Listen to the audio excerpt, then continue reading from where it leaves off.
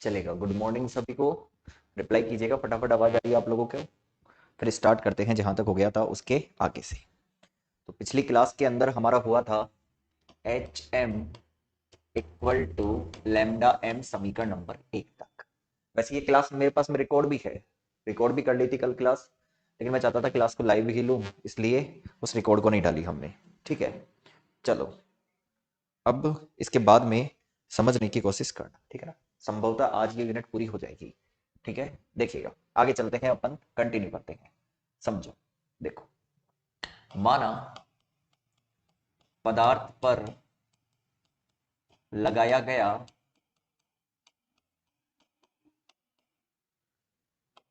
बाह्य चुंबकीय क्षेत्र, चुंबकीय क्षेत्र बी तथा कुल चुंबकीय क्षेत्र बी एम है। तो देखो, ये जो कुल चुंबकीय क्षेत्र होता है बी एम, ये किस किस के योग के बराबर होता है? बाह्य चुंबकीय क्षेत्र बी। अब ये एच एम क्या है? चुंबकन क्षेत्र है। और मैं आपको बता दूं कि बी और एच में क्या संबंध होता है। बी और एच में ये संबंध होता है कि B equal to mu naught upon H होता है। सॉरी, बी इक्वल टू क्या होता है? म्यू नॉट इंटू एच होता है। यानी आप ऐसे लिखते हो ना, बी अपॉन म्यू नॉट बराबर एच। तो अगर चुंबकन क्षेत्र को म्यू नॉट से गुणा किया जाएगा तो भी हमें चुंबकीय क्षेत्र मिलता है। तो पदार्थ पर लगाया गया बाह्य चुंबकीय क्षेत्र बी है और कुल चुंबकीय क्षेत्र क्या है? बी एम है। तो कुल चुंबकीय क्षेत्र किसके बराबर होगा? इस बाह्य चुंबकीय क्षेत्र, और इसको अगर मैं म्यू नॉट से मल्टीप्लाई कर दूं, इसके योग के क्या होता है? बराबर होता है। समझना स्टेप्स, थोड़ी इसके अंदर समझने की चीजें काफी सारी हैं। समीकरण 1 से मान रखने पर, 1 से मान रखने पर, तो जब हम समीकरण 1 से मान रखेंगे तो ये बी एम बराबर आएगा बी प्लस म्यू नॉट, और ये आ गया लेमडा एम। इसको देते हैं हम समीकरण नंबर 2। हाँ जी, आइएगा आगे चेक करना। हम जानते हैं कि अभी पिछली क्लास में जो डेरिवेशन पढ़ा था अनुचुंबकीय पदार्थों का क्वांटम सिद्धांत, अनुचुंबकीय पदार्थों के क्वांटम सिद्धांत के अनुसार किसी ताप टी पर, किसी ताप टी पर, किसी ताप टी पर चुंबकन तीव्रता m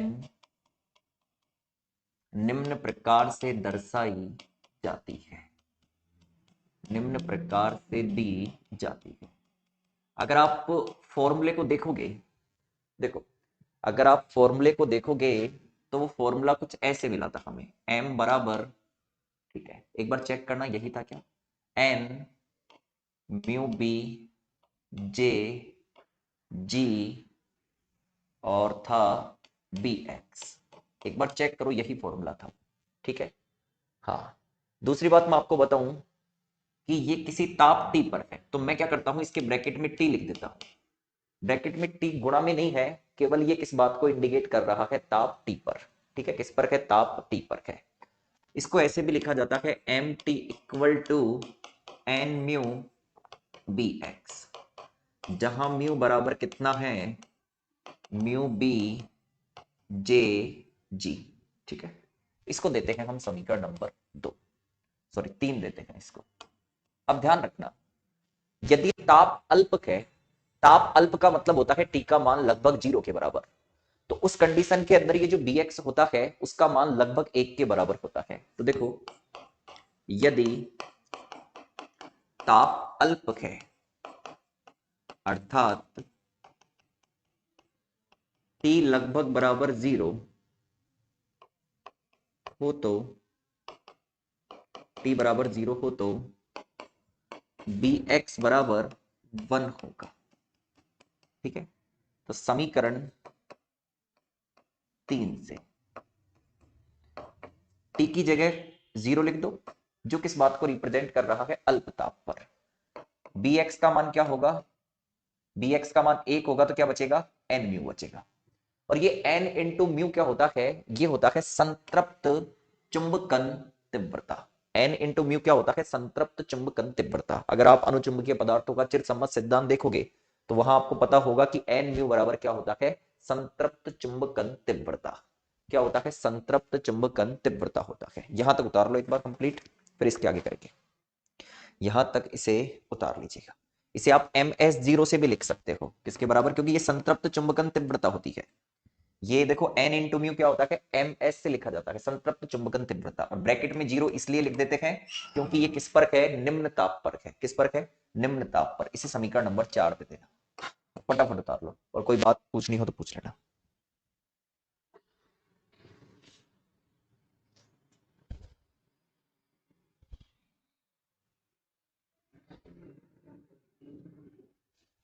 कल क्लास नहीं हुई थी।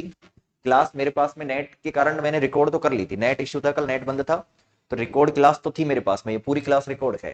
लेकिन मैंने वो क्लास रिकॉर्ड नहीं डाली, इससे अच्छा है मैंने आज ऑफलाइन का ऑफ करके तुम लोगों की क्लास ले ली, ठीक है। क्योंकि किसी को अगर कोई प्रॉब्लम हो तो फिर वो रिकॉर्ड के अंदर नहीं पूछ सकता।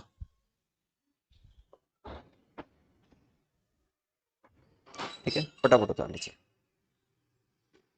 और आज इस यूनिट को खत्म करके ही क्लास बंद करेंगे। आज ये यूनिट को दी एंड करेंगे, इसी के साथ हमारी 2 यूनिट पूरी हो जाए।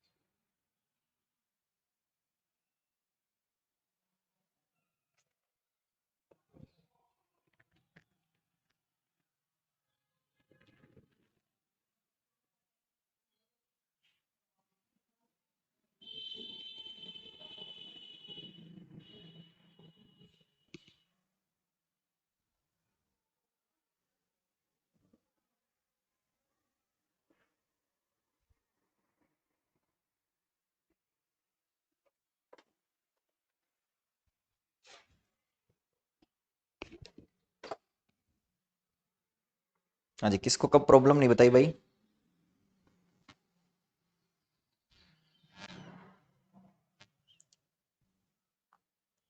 किसको कब प्रॉब्लम नहीं बताई।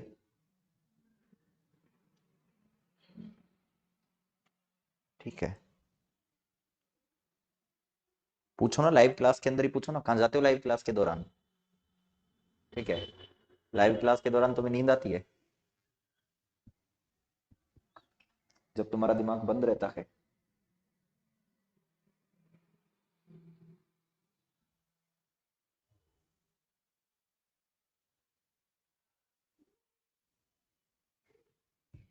चलो आगे चलते हैं। हाँ जी,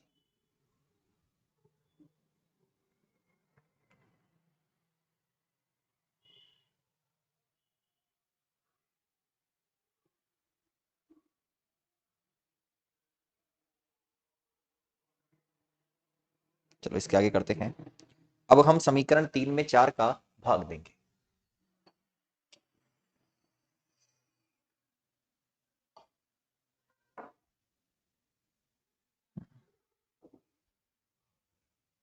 समीकरण 3 में 4 का भाग देंगे।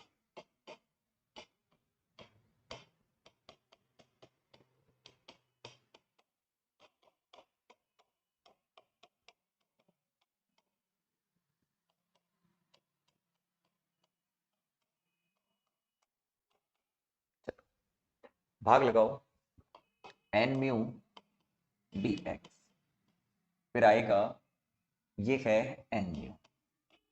एन म्यू से एन म्यू कट जाएगा तो फाइनली एम टी, और इधर आ जाएगा एम जीरो, बराबर आएगा बी एक्स। एक समीकरण ये ध्यान रखना है, आगे काम आएगा। इसको देते हैं 5। अब अच्छा, हम जानते हैं कि, अच्छा ध्यान दो, x बराबर होता है mu B upon K T. अब उस अवस्था में बी क्या होता था, कुल चुंबकीय क्षेत्र होता था, लेकिन हमारा यहाँ कुल चुंबकीय क्षेत्र क्या है, बी एम है। तो आप बी यूज नहीं कर सकते, बी के स्थान पे बी एम रखना पड़ेगा। बी के स्थान पर बी एम रखा जाएगा। तो बी के स्थान पे बी एम रखा जाएगा, तो ये हमें कुछ ऐसे मिल जाएगा, चेक करो, देखिएगा म्यू एक्स इक्वल टू कितना आएगा, mu B upon B M upon K T. B M का मान रखने पर,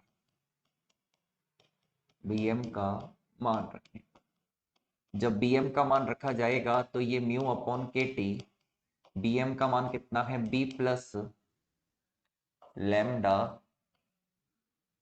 म्यू नॉट लैम्डा, ठीक है। चलो फिर इसके बाद में एक्स के टी इक्वल टू कितना हो गया, म्यू बी, सॉरी ऐसे नहीं, एक काम करते हैं अपन, सॉल्व करते हैं इसको, एम ज्ञात करना है हमको, तो चलो ऐसे ही लिखना पड़ेगा, एक्स के T upon mu equal to आ गया B plus mu naught lambda. अब ध्यान देना, स्वतः चुंबकन की अवस्था में, स्वतः चुंबकन की अवस्था, देखो स्वतः चुंबकन की अवस्था कब होती है, जब पदार्थ चुंबकित नहीं होता है।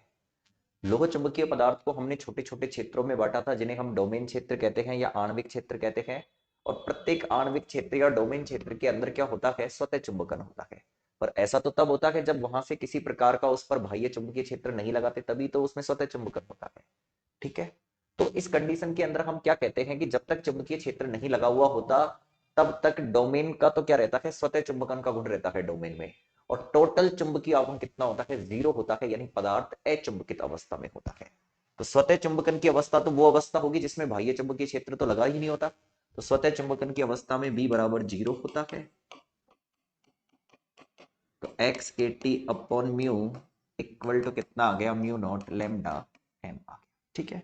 यहां से एम ज्ञात करेंगे भाई, एम ज्ञात करोगे तो एम बराबर कितना आएगा, एम बराबर एक्स के T upon mu mu naught lambda, ठीक है। ये एम भी टी पे डिपेंड है, इसलिए एम टी लिख देते हैं। इसको देंगे हम समीकरण नंबर 6, इसको क्या देंगे हम, समीकरण नंबर 6। अब एक काम करते हैं, समीकरण 6 में समीकरण 4 का भाग देते हैं, समीकरण 4 का भाग देने पर, तो 6 में जब 4 का भाग लगेगा तो ये आएगा एम टी बटा एम जीरो, ठीक है। और 4 का मान कितना था, एन म्यू था, तो यानी एन म्यू का इसमें भाग लगाओगे तो सीधा ऐसे लिख दो, एक्स के टी, एन म्यू तो है ही, म्यू और म्यू क्या हो जाएगा, म्यू स्क्वायर। तो ये आ गया मेरे पास में समीकरण नंबर 7। उतारिएगा, यहां तक उतारो फटाफट।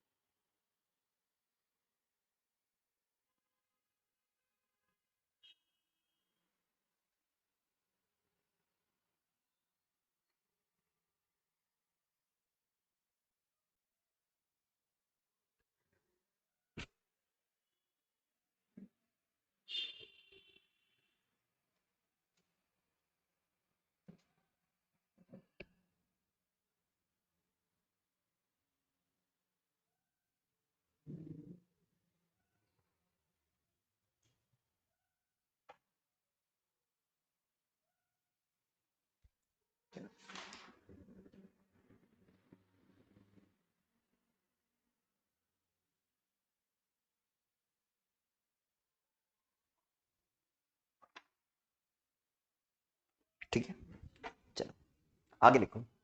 इसके आगे समीकरण समीकरण 5 व 7, समीकरण 5 व 7 के लिए, समीकरण 5 व 7 के लिए, समीकरण 5 व 7 के लिए ऐसे लिखना,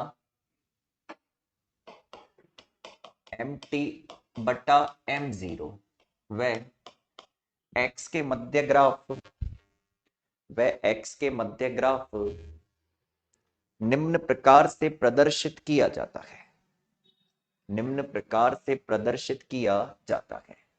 अब जो ग्राफ बना रहा हूं वो ध्यान में रखना है ना, याद रखना है, निम्न प्रकार से प्रदर्शित किया जाता है। तब चेक करो, आओ जो ग्राफ यहां प्लॉट किया जा रहा है उसको ध्यान रखना है, याद रखना है ना। हाँ जी, ये तो है एम टी बट्टा एम जीरो और ये है एक्स के बीच में ग्राफ। चलो आओ, सबसे पहले अपन इस वाले समीकरण को के लिए ग्राफ खींचते। तो इसका तो सिंपल पता चल जाता है कि एम टी बटा एम जीरो एक्स के क्या है, समानुपाती है। किसके समानुपाती है, एक्स के समानुपाती है। एक्स के समानुपाती है तो एक सरल रेखा बन जाएगी। ग्राफ कैसा बनेगा, एक सरल रेखा के तौर पे हमें दिखाना। ठीक है, ये हमने सरल रेखा के तौर पे दिखा दिया। ठीक है, हाँ जी, तो ये वक्र है किसके अनुसार, समीकरण 7, इक्वेशन नंबर 7 के लिए है ये वक्र। ठीक है, आओ अब यहाँ पे बी एक्स है, बी एक्स तो बिल्वा फलन होता है, ठीक है ना, और इसका मान भी बहुत कॉम्प्लिकेटेड होता है, तो इसका तो डायरेक्ट याद रखना है आपको, है ना। ठीक है, तो इसका डायरेक्ट याद रखना है। और ये कैसे बनता है मैं बता देता हूँ आप लोगों को, ये कुछ इस तरीके का बनता है, थोड़ा नीचे इस तरीके से। अब सुनना, आगे की स्थिति चेक करना, सुनो आगे की स्थिति चेक करना। आओ, ये रहा बिंदु ओ, इसको मान लेते हैं बिंदु एन। तो ये वक्र कहां कहां कट कर रहे हैं, बिंदु ओ पर और एन पर कट कर रहे हैं, पहली चीज। तो दूसरी चीज, एक काम और करना है। वो काम क्या करना है, एक स्पर्श रेखा यहां से खींचनी है जो इस ग्रीन लाइन को टच करते हुए जाए। ठीक है, और एक और खींचनी है लेकिन वो ग्रीन लाइन को टच ना करे, इस तरीके से। अब आओ सुन, इसके अंदर ये जो है ये है इक्वेशन 5 के अनुसार। ठीक है, और सुनो, ये वाली कंडीशन होती है t equal to T C, ये वाली कंडीशन होती है t less than T C, और ये वाली कंडीशन होती है t greater than T C. ठीक है, एक चीज तो ये हो गई। अब काम की बात क्या है, चेक करो, इसको बता देता हूँ ना, इधर देखना। हाँ जी, अगर मैं इस समीकरण 7 के अनुसार, अगर मैं समीकरण 7 के अनुसार स्लोप निकालूंगा, ठीक है ना, तो मैं इसको तो बोल देता हूं इस वाली इक्वेशन के लिए, समीकरण 7 के अनुसार, समीकरण 7 के अनुसार, हाँ जी, जो स्लोप है, क्या है, स्लोप है, इसके लिए स्लोप फर्स्ट की बात करेंगे, स्लोप फर्स्ट, और इसके लिए सेकंड स्लोप की बात करेंगे, स्लोप सेकंड, ऐसे लिखते हैं। ठीक है, अब आओ देखो, समीकरण 7 के अनुसार जो स्लोप फर्स्ट है ये कितना है, तो y बराबर क्या होता है, एम एक्स प्लस सी। ठीक है, सरल रेखा का समीकरण। तो यहाँ पे जो m होता है ये वक्र की ढाल होती है, तो यहाँ जो x के गुणनफल के अंदर है वो पूरा क्या है, इस वक्र का स्लोप है। तो कितना हो गया, के टी बटा N mu square mu naught upon lambda. ठीक है, स्लोप फर्स्ट आ गया हमारे पास में ये, इसको देंगे समीकरण नंबर 8। ठीक है, अब ध्यान दो, हाँ जी, आइएगा समीकरण 5 के अनुसार, 5 के अनुसार, अब 2 मिनट ढंग से ध्यान देना, बोर्ड पर सारे के सारे, 5 के अनुसार स्लोप कैसे लिखा जाएगा। ठीक है, या फिर समीकरण 5 के अनुसार स्लोप कैसे लिखा जाएगा? अब देखो, समीकरण 5 ये थी, M T upon M zero equal to B X. ठीक है, क्या थी? बी एक्स थी। अब और सुनो, चूंकि ध्यान देना, सबका ध्यान बोर्ड पर होना चाहिए। यदि ताप उच्च हो, यदि ताप उच्च हो तो हमने बी एक्स का मान ज्ञात किया था, तो सबको पता होगा एक्स अपॉन थ्री जे, जे प्लस वन था, 3j और इधर क्या था? j प्लस वन, यही था। अब आओ, इधर ध्यान देना, ये भी उठा देता हूं, इसको थोड़ा इधर शिफ्ट कर देता हूं। अभी कुछ नहीं उतारना आप लोगों को, इसको shift कर देते हैं। देखो, तो ये था हमारे पास में एम टी एम जीरो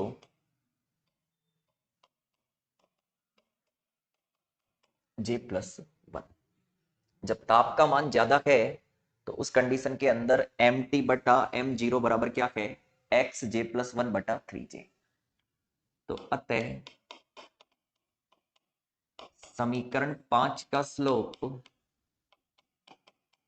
निम्न प्रकार से दर्शाया जाए, निम्न प्रकार से दर्शाया, इसको बोलेंगे अपन स्लोप सेकेंड। और ये कितना है? जे प्लस वन बटा थ्री जे। ठीक है, जे प्लस वन बटा क्या लिखेंगे अपन? थ्री जे लिखेंगे। अब मेरी बात सुनना सारे के सारे, हमारा अभी जो इक्वेशन आई थी वो आ गई थी, इसके बाद में मैंने लिखवाया है कि एम टी बटा एम जीरो का एक्स के सापेक्ष परिवर्तन निम्न प्रकार से दर्शाया जाता है। तो पहले आपको ये डायग्राम बनाना है, पहले आपको ये डायग्राम बनाना है, फिर आगे चर्चा करेंगे। पहले आप लोग ये डायग्राम बना लो, फिर इसके आगे चर्चा करेंगे। पहले आप लोग ये डायग्राम बना लो लीजिएगा, फिर इसके बाद में एक काम करना, पहले ये आप लोग डायग्राम बनाकर ये उतार लो और फिर ये उतार लो, यहां तक कंप्लीट कर ही लो। इसको दे देना नहीं, पहले डायग्राम और फिर ये यहां तक कंप्लीट कर लो। जैसे ही कंप्लीट कर लो मैसेज कर देना, जैसे ही कंप्लीट कर लो मैसेज कर देना भाई।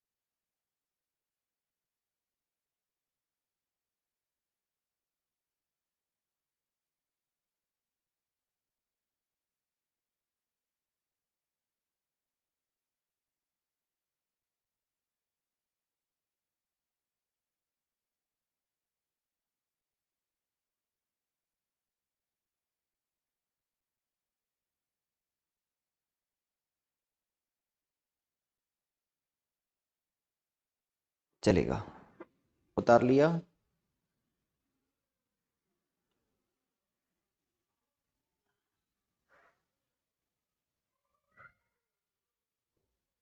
ये चल रही है यूनिट नंबर 4, जो आज खत्म हो जाएगी, कल से नई यूनिट स्टार्ट हो जाएगी। ठीक है, चलो।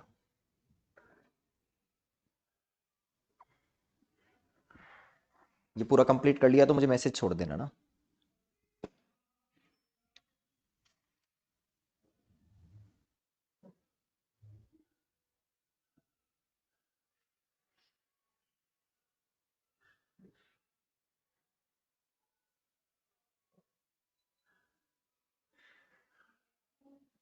चलो, एक चीज और बता देता हूं आप लोगों को। ये जो स्लोप है ना, ये जो स्लोप है, ये सब स्लोप कौन से पॉइंट पे है? इस बिंदु ओ पर है। कौन से पॉइंट पे है? बिंदु ओ पर। ठीक है ना, इधर भी लिख देना। कहाँ गया? बिंदु ओ पर। ठीक है ना, इधर लिख देना चाहे इसे ब्रैकेट के अंदर, बिंदु ओ पर है। ठीक है, अब चेक करो। हाँ जी, ये डायग्राम बनाना था, फिर इसके बाद में ये उतारना था, ये आ गया। ठीक है। अब भाई हमने ये क्यों लिया है? ये समीकरण आ गई थी तो इससे देखो क्या है। ताप उच्च तभी होता है जब x का मान क्या हो? एक से बहुत कम हो। ठीक है।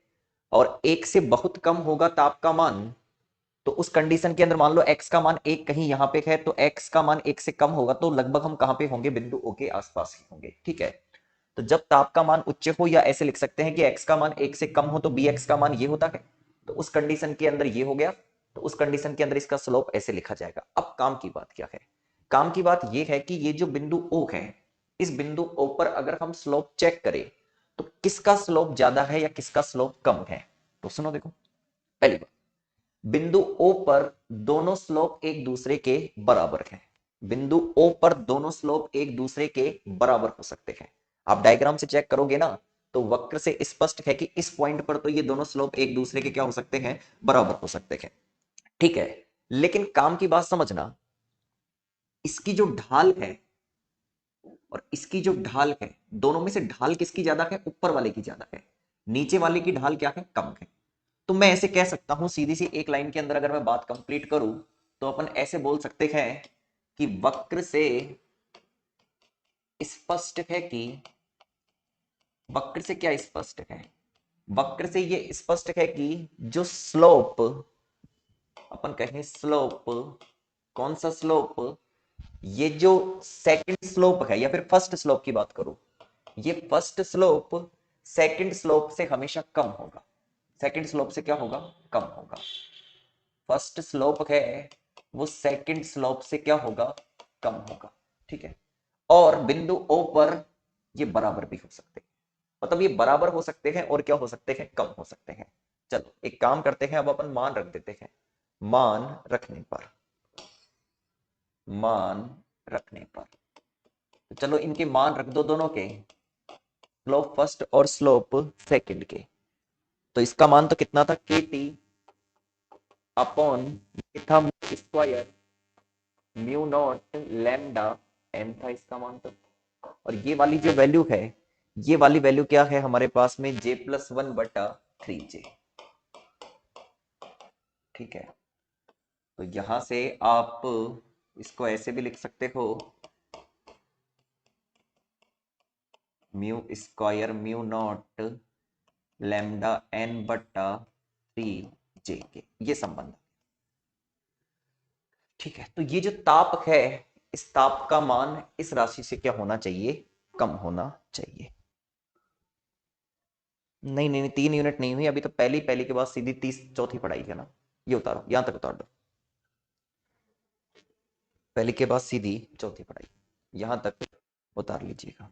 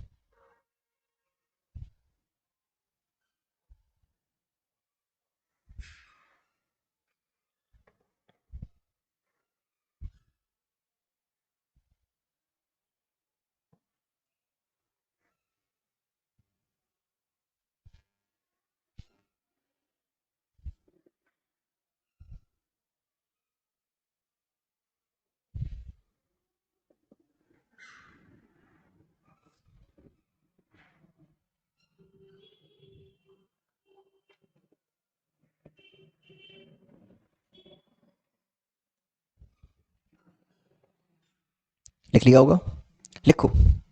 यह समीकरण जिस ताप के बराबर होता है, यह समीकरण जिस ताप के बराबर होता है उसे क्रांतिक ताप कहा जाता है। यह समीकरण जिस ताप के बराबर होता है उसे क्रांतिक ताप कहा जाता है। यह समीकरण जिस ताप के बराबर होता है उसे क्रांतिक ताप कहा जाता है, जिसे टीसी से व्यक्त किया जाता है, जिसे टीसी से व्यक्त किया जाता है। तो फाइनली टीसी बराबर लिखना आप लोग J+1 mu square mu naught lambda N बट्टा 3J के। तो ये आ गया सर आपका क्रांतिक ताप। ठीक है, लिख लो।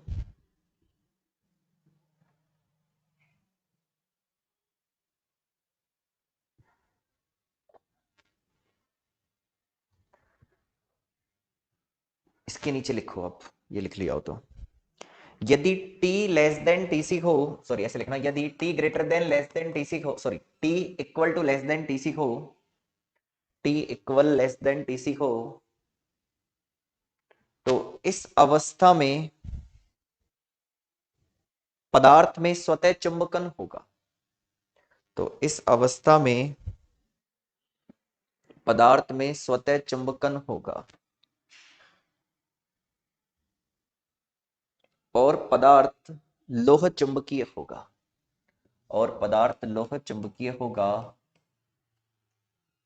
तथा तथा यदि T ग्रेटर देन टीसी हो, T ग्रेटर देन टीसी हो, तो पदार्थ अनुचुंबकीय पदार्थ की तरह व्यवहार करेगा। तो पदार्थ अनुचुंबकीय पदार्थ की तरह व्यवहार करेगा। तो पदार्थ अनुचुंबकीय पदार्थ की तरह व्यवहार करेगा। ठीक है, चलो अब इसी के अंदर हेडिंग लगानी है आप लोगों को, क्यूरी वाइस का नियम। चलो इसी के अंदर आप लोगों को हेडिंग लगानी है क्यूरी वाइस का नियम, इसी के अंदर है। नेक्स्ट हेडिंग ही मान लो एक प्रकार से, क्यूरी वाइस का नियम। क्या आज इसी को करेंगे। चलो हाँ जी, लिखो इसके अंदर एक दो लाइन लिख लो पहले। मैथमेटिकल कैलकुलेशन करके रिजल्ट ज्ञात होता है। यदि ताप क्रांतिक ताप से कम हो, यदि ताप क्रांतिक ताप से कम हो, तो यदि ताप क्रांतिक ताप से कम हो तो यदि ताप क्रांतिक ताप से कम हो तो पदार्थ लोह चुंबकीय होगा। तो पदार्थ लोह चुंबकीय होगा जिसकी चुंबकीय प्रवृत्ति, जिसकी चुंबकीय प्रवृत्ति क्यूरी वाइस के नियम के अनुसार दी जाती है, क्यूरी वाइस के नियम के अनुसार दी जाती है।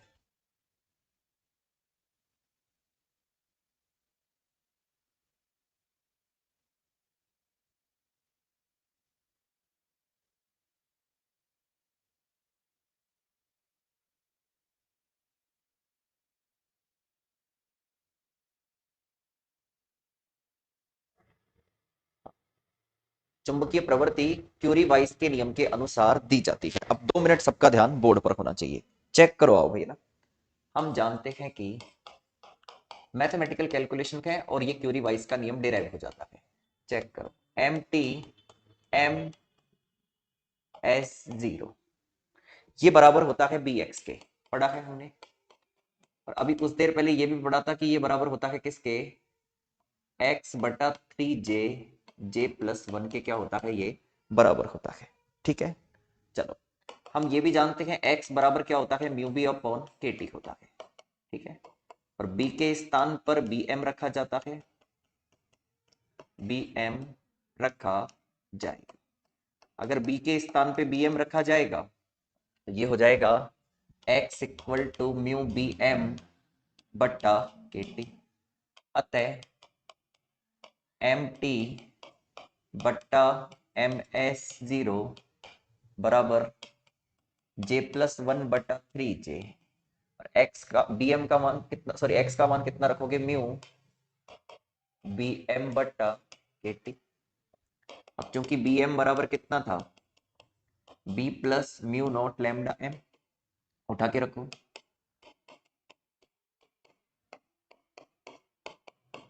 J+1/3J/KT म्यू, ये आ गया B+μ0 λm। अब MS0 का मान कितना था, N म्यू के बराबर था। ठीक है, अभी करते हैं। तो यहां से मान रख दो MT/N mu J+1/3J/KT mu B+μ0 λm। इस N म्यू को इधर ले आओ, तो फाइनली MT बराबर कितना आ गया, J+1/3J/KT N म्यू स्क्वायर, फिर आ गया B+μ0 λm। अब एक काम करते हैं, इसको सॉल्व करते हैं। तो इसको सॉल्व करेंगे हम, तो MT J+1 N म्यू स्क्वायर/3J/KT B आ गया। इसका इससे भी गुणा होगा, तो चेक करो क्या आएगा, J+1 N mu square mu naught λm/3J/KT। Check कर लेना J+1। ठीक है, ये आ गया। इसको इधर लेके आएंगे, जगह नहीं बची, पहले उतारो यहाँ तक, पहले उतार लीजिएगा यहाँ तक। ऑफलाइन वालों में नई यूनिट कब स्टार्ट होगी, ऑफलाइन वालों में स्टार्ट होके भी 2 डेरिवेशन कंप्लीट हो गए बड़े बड़े। ऑफलाइन वालों में नई यूनिट स्टार्ट होके भी 2 बड़े बड़े डेरिवेशन भी खत्म कर दिए।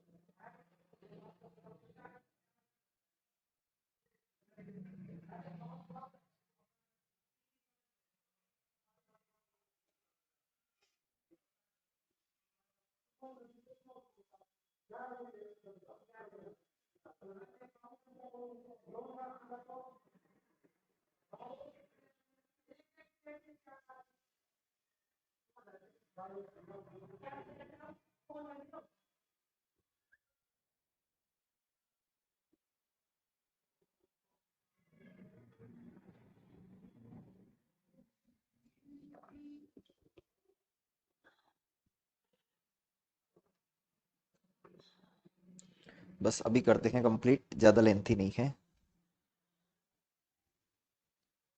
ठीक है ना,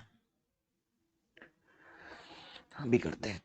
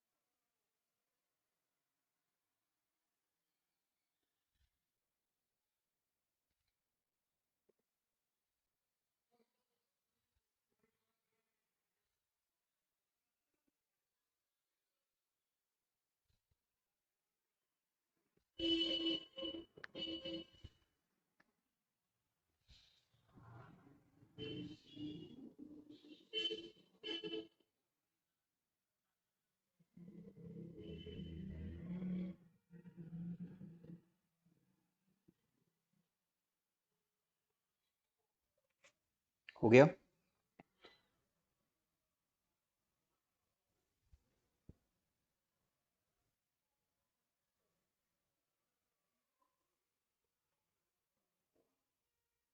चलते हैं आगे, है ना। ठीक है, आगे चलते हैं, चेक करो आओ ना। इसको सॉल्व करते हैं, इधर ले लेते हैं, इसको तो मिटा देते हैं, इसका काम। ठीक है, अब देखिएगा, थोड़ा इसको इधर ले लेते हैं। हाँ जी, इसको इधर लेके आओ। ये जो m है ये भी t पे डिपेंड है ना, ये गुणा में नहीं है ना, ध्यान रखना, मेरी बात ढंग से सुनना। ये इसको इधर लेके आएंगे तो आप m कॉमन ले सकते हो, ठीक है ना। तो अंदर क्या बचेगा, 1 minus j plus 1 N mu square mu naught lambda upon 3j K T. ठीक है, तो ये आएगा j plus 1 N mu square B upon 3j K T. ठीक है, हाँ जी, आपको क्या लेना है, एलसीएम लेना है और सोल्व करना है। हमको एलसीएम लेके टर्म्स को सोल्व करना है, लेकिन उससे पहले 1 मिनट आप लोगों को ध्यान देने की जरूरत है। क्या हम जानते हैं कि, अब 2 मिनट आप लोग चेक कर लो, बिना एलसीएम लिए भी हम सोल्व करेंगे इसे। टीसी बराबर क्या आया था हमारे पास में, अभी चेक करना, यही आया था।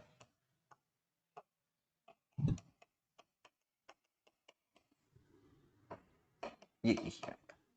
ठीक है, अब एक चीज चेक करो, मैं इस लैम्डा को नीचे लेके आ रहा हूं, तो ये हो गया mu square mu naught N J plus 1/3 J K. ये पूरा कांस्टेंट है, इसको सी के बराबर मान लेते हैं, मान। ठीक है, तो इस हिसाब से ये हो गया कितना, म्यू स्क्वायर, ध्यान देना ना, mu square mu naught N J plus 1/3 J K बराबर ये सी के हो गया। किसके हो गया, सी के। इस म्यू नॉट को नीचे लेके आओ,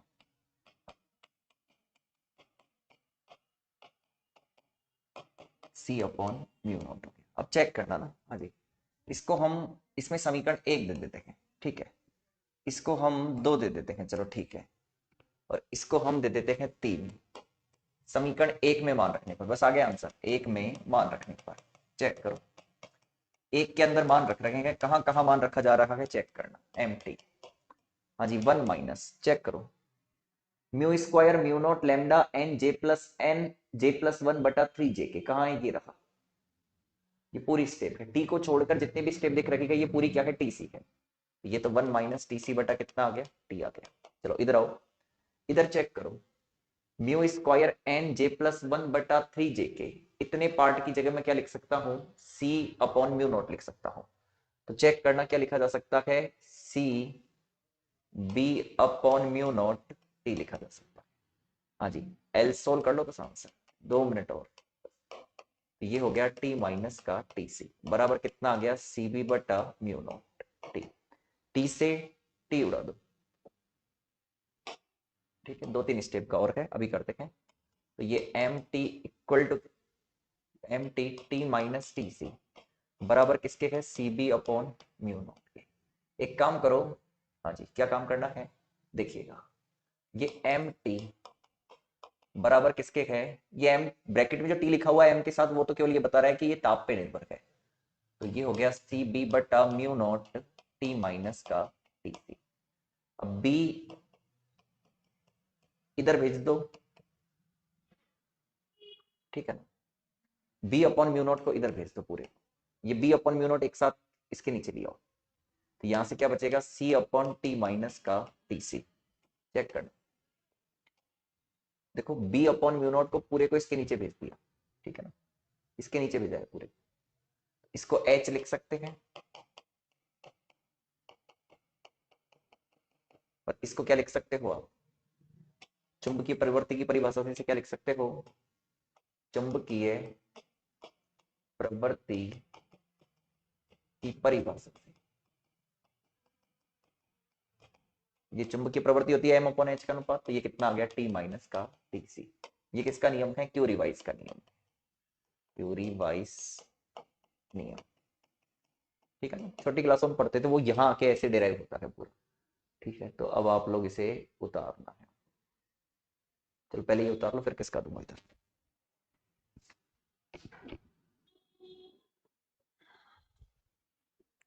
तो ये हो गया आपका ये वाला टॉपिक पूरा कंप्लीट। अभी एक टॉपिक और है इसके अंदर, तब फिर ये यूनिट पूरी क्या हो जाएगी, खत्म हो जाएगी। ठीक है, तो आपको यहीं तक उतारना है, केवल आज यहीं तक ही करना है। उतारो इसे।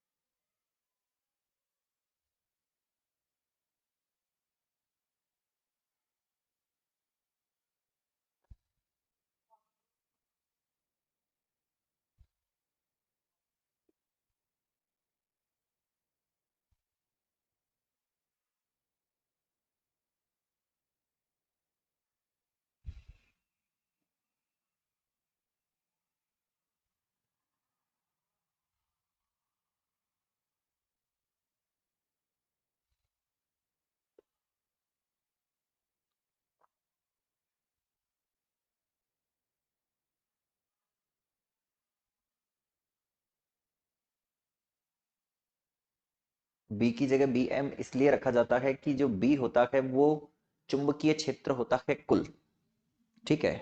और हमने इस डेरिवेशन के दौरान चुंबकीय क्षेत्र कुल क्या लिया है, बी एम लिया है, इसलिए बी की जगह बी एम रखा जाता है, इसलिए बी की जगह बी एम रखा जाता है। ये बात मैंने बोली है,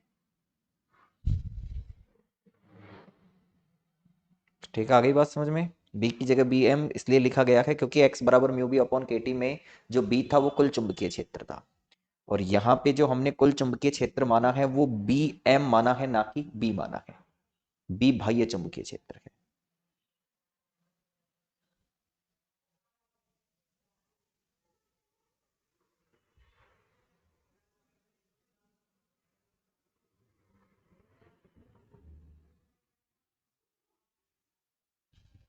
चलो हो गया। हाँ जी, तो यहाँ तक उतार लेना।